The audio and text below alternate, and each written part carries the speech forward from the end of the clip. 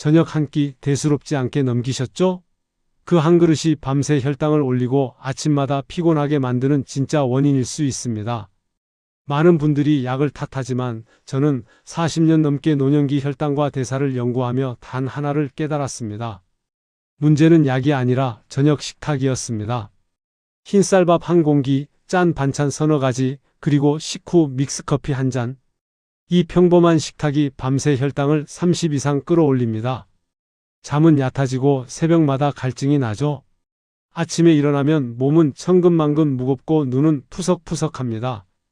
그런데 단 일주일 만에 정반대로 바뀐 분들이 있습니다.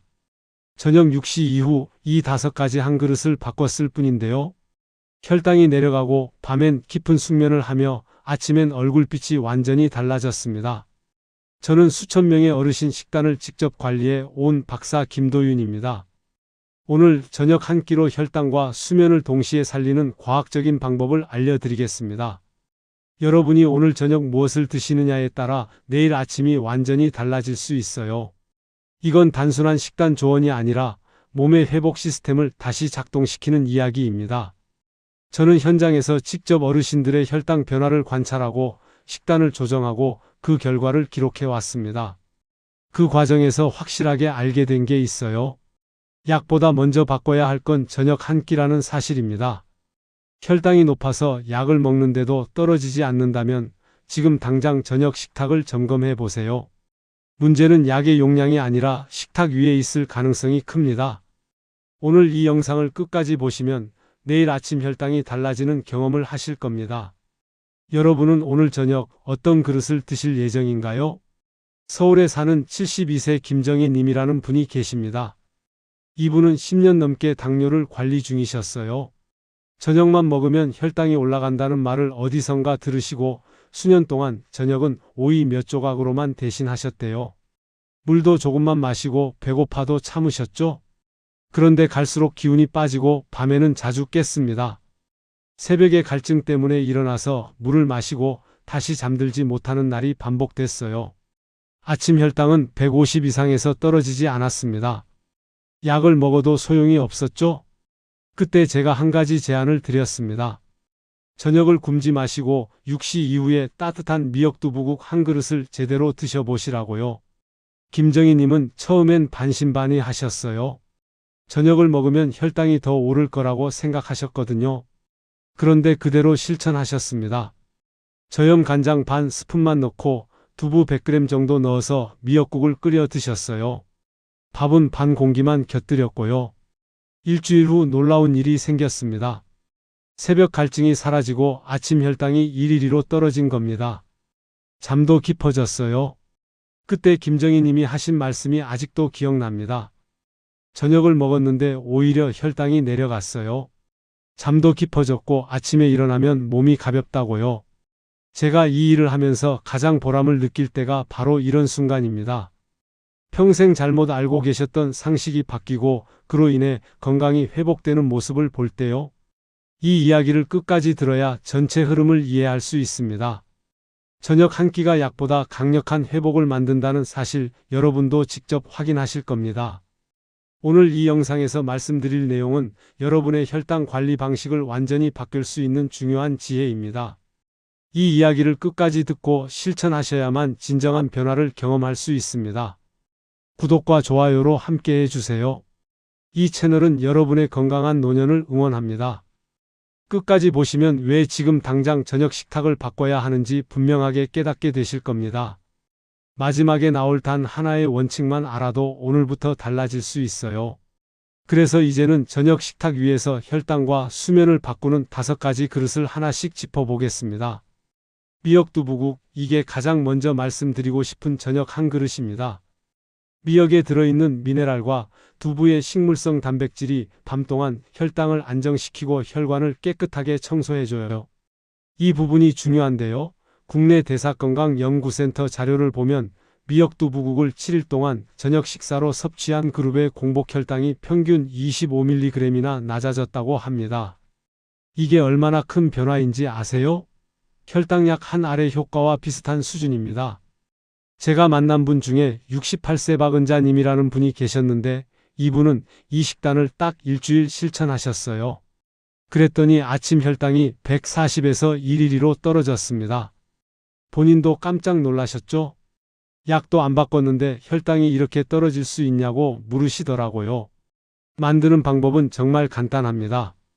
저염 간장 반 스푼만 넣고 두부는 100g 정도, 마른 미역은 한 줌 정도 넣어서 끓이시면 돼요. 끓는 물에 미역을 먼저 넣고 5분 정도 끓인 다음 두부를 넣고 3분 더 끓이세요.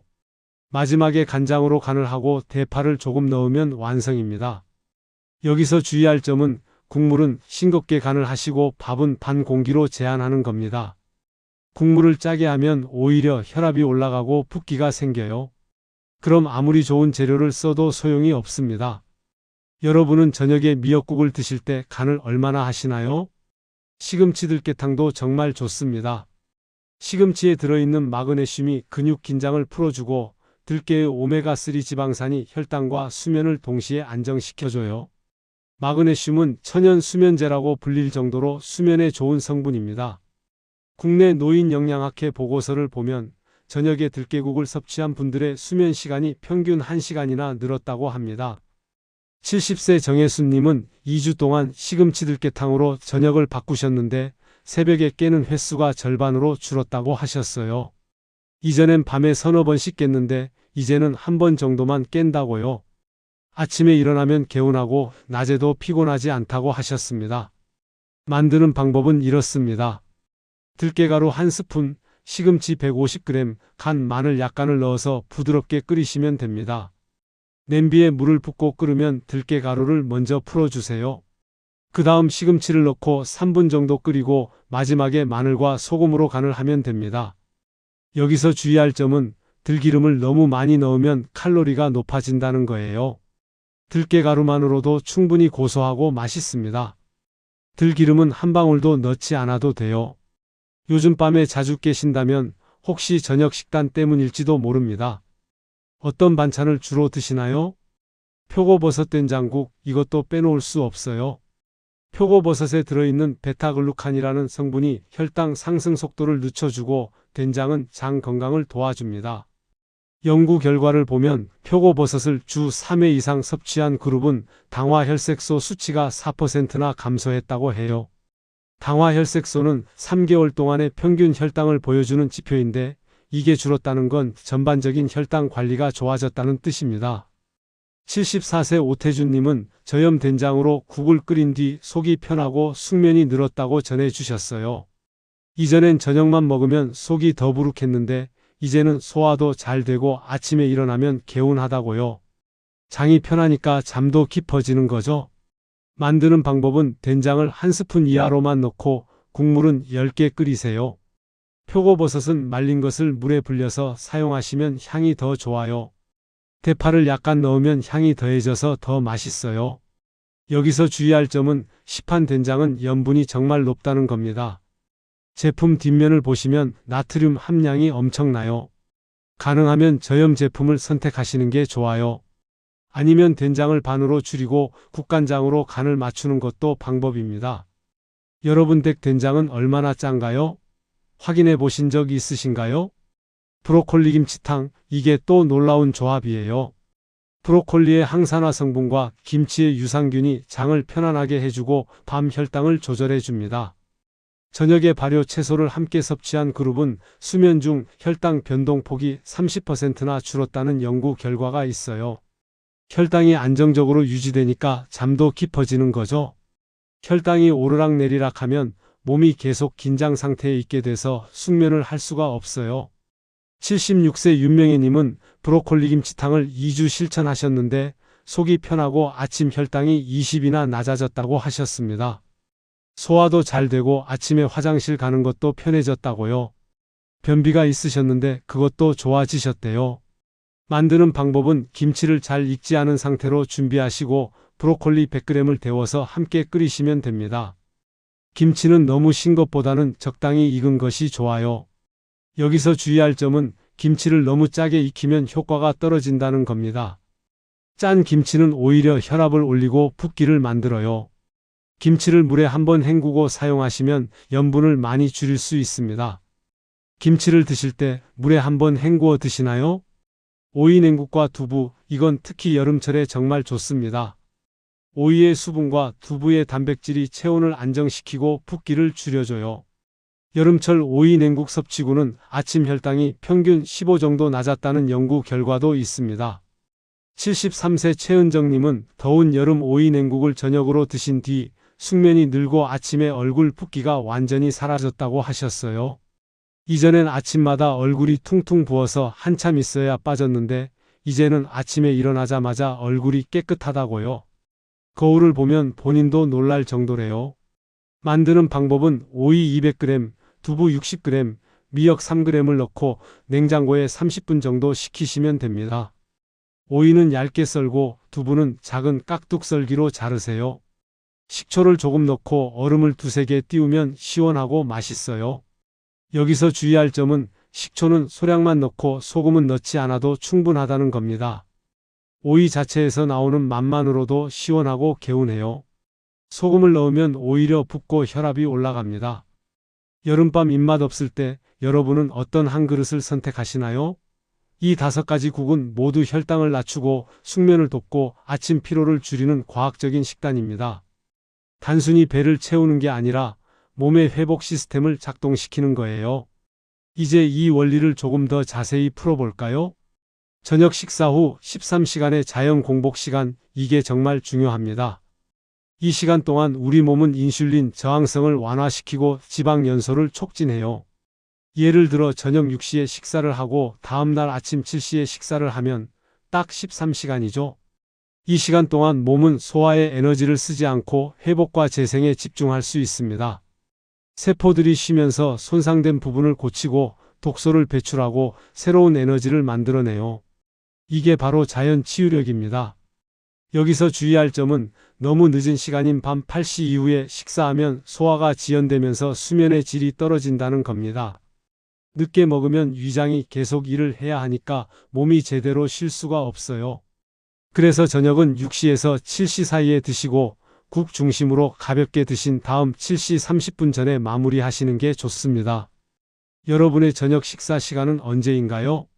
섬유질과 단백질을 함께 섭취하는 것도 핵심입니다. 섬유질은 혈당이 천천히 올라가게 해주고 단백질은 포만감을 오래 유지시켜줘요. 그래서 미역이나 시금치 같은 섬유질이 풍부한 채소와 두부 같은 식물성 단백질을 함께 먹는 게 좋습니다. 섬유질은 소화가 천천히 되면서 혈당이 급격히 오르는 걸 막아주고 단백질은 근육을 유지하고 신진대사를 활발하게 해줍니다. 여기서 주의할 점은 탄수화물 위주 반찬을 동시에 드시면 효과가 줄어든다는 겁니다. 예를 들어 국수나 떡 같은 걸 함께 드시면 혈당이 급격히 올라가요. 감자, 고구마, 떡볶이 이런 것들도 마찬가지입니다. 그래서 국을 먼저 반 그릇 드시고 밥은 천천히 5분 뒤에 드시는 게 좋습니다. 국을 먼저 드시면 포만감이 생겨서 밥을 적게 먹게 되고 혈당도 천천히 올라가요.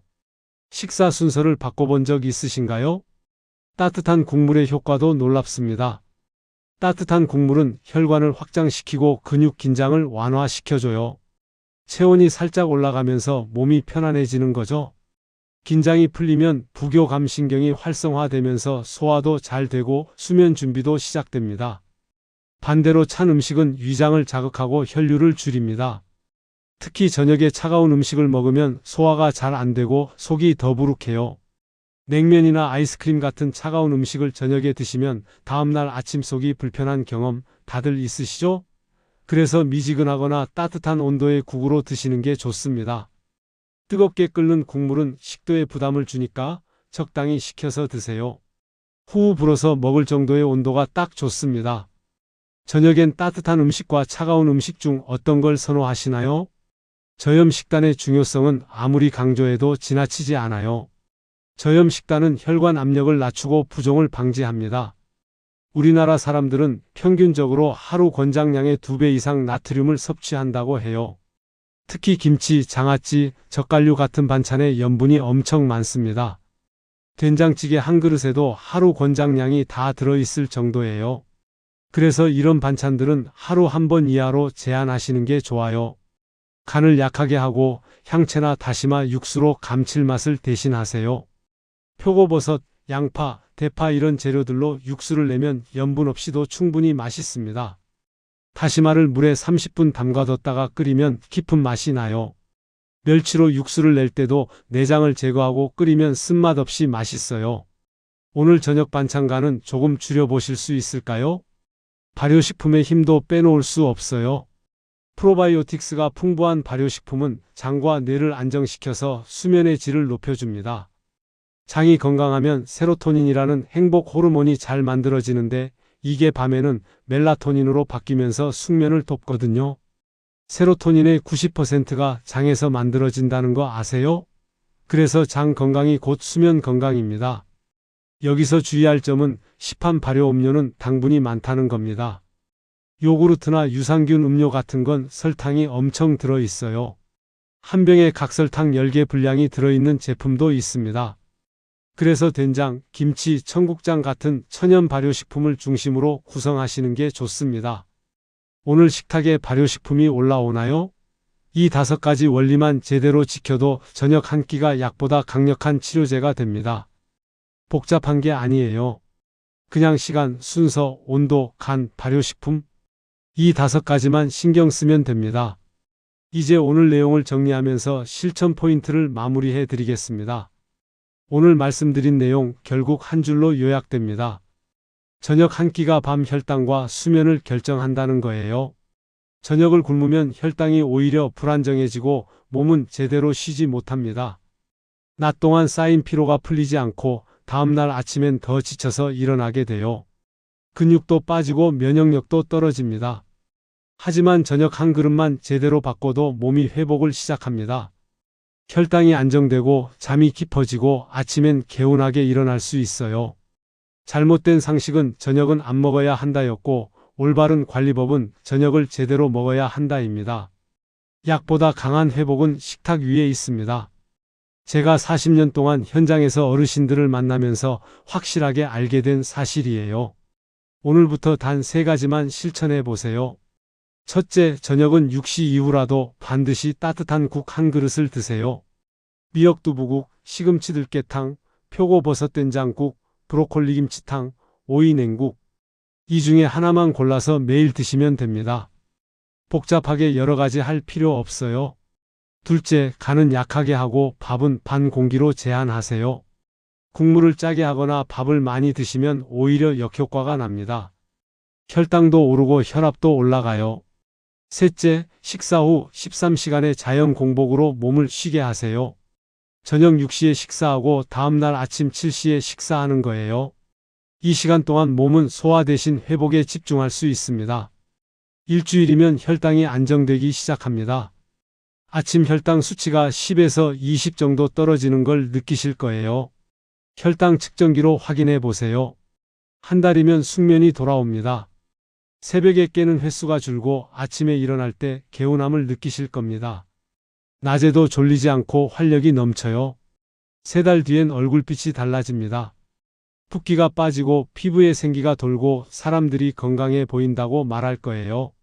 거울을 보면 본인도 놀랄 정도로 달라져 있을 겁니다. 몸은 늘 회복을 기다리고 있습니다. 우리가 그 기회를 주지 않았을 뿐이에요. 제가 40년 동안 현장에서 수많은 분들을 만나면서 깨달은 게 하나 있어요. 건강은 거창한 게 아니라는 겁니다. 매일 저녁 무엇을 먹느냐, 그게 전부예요. 국 한 그릇을 언제 먹느냐, 얼마나 짜게 먹느냐, 밥을 얼마나 먹느냐. 이런 작은 것들이 10년, 20년 쌓이면 건강과 질병을 가르는 경계선이 됩니다. 지금 당장은 큰 차이가 안 느껴지실 수 있어요. 그런데 1년 뒤, 5년 뒤를 생각해 보세요. 그때 가서 후회하지 마시고 지금 바꾸세요. 오늘 제가 말씀드린 5가지 국 중에서 단 하나만이라도 실천해 보세요. 내일 저녁부터 미역두부국 한 그릇으로 시작하면 됩니다. 그것만으로도 충분히 달라질 수 있어요.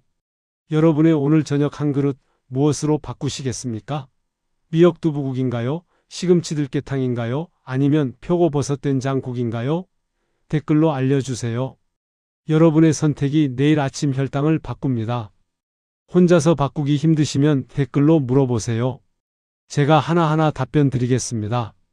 다음 편에서는 저녁 식사 전후 황금 루틴을 더 구체적으로 시간대별로 정리해서 말씀드릴게요. 저녁 5시부터 잠들기 전까지 어떻게 보내야 하는지 실천 가능한 루틴을 완전히 정리해 드리겠습니다. 구독과 좋아요 꼭 부탁드리고 알림도 설정해 두시면 다음 영상을 놓치지 않으실 거예요. 오늘도 건강한 저녁 드시고 편안한 밤 보내세요. 감사합니다.